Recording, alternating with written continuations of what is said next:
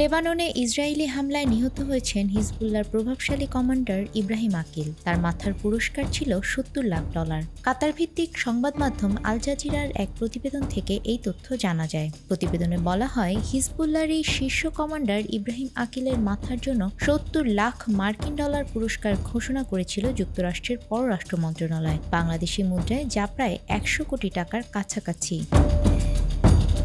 Ibrahim Aqil হিজবুল্লাহর Radwan বাহিনীর জ্যেষ্ঠ নেতা ছিলেন। ইসরায়েলের সঙ্গে লেবানন সীমান্তে হিজবুল্লাহর যে লড়াই চলছে তাতে সম্মুখ সারিতে রয়েছে রাদওয়ান বাহিনী। ইসরায়েলি বাহিনীর হামলার সময় হিজবুল্লাহ ও ফিলিস্তিনের নাম না জানা একটি সশস্ত্র গোষ্ঠীর প্রতিনিধিদের সঙ্গে বৈঠকে ছিলেন ইব্রাহিম আকিল।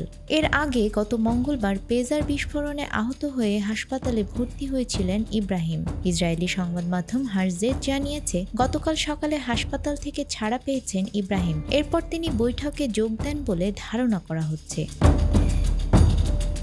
1983 সালে বৈরুতে মার্কিন দূতাবাসে বোমা হামলায় ইব্রাহিম জড়িত ছিলেন বলে দাবি করেছেন মার্কিন কর্মকর্তারা। এছাড়া যুক্তরাষ্ট্রের নৌবাহিনীর একটি ব্যারাকেও হামলায় ইব্রাহিম জড়িত ছিলেন বলে দাবি মার্কিন কর্মকর্তাদের। বৈরুতে মার্কিন দূতাবাসে হামলায় 63 জন নিহত হয়েছিলেন, আর নৌবাহিনীর ব্যারাকে হামলায় 241 মার্কিন সেনা নিহত হয়েছিলেন। আল জাজিরার প্রতিবেদনে বলা হয়েছে, ইব্রাহিম আকিল 1980-র দশকে হিজবুল্লাহয় যোগ দিয়েছিলেন, আর ইসরায়েলি সামরিক বাহিনী বলছে লেবাননের বাইরে অভিযান পরিচালনার দায়িত্ব পালন করতেন ইব্রাহিম।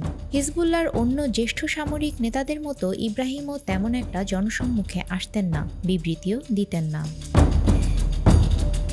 নিউজ ডেস্ক, আমাদের সময়।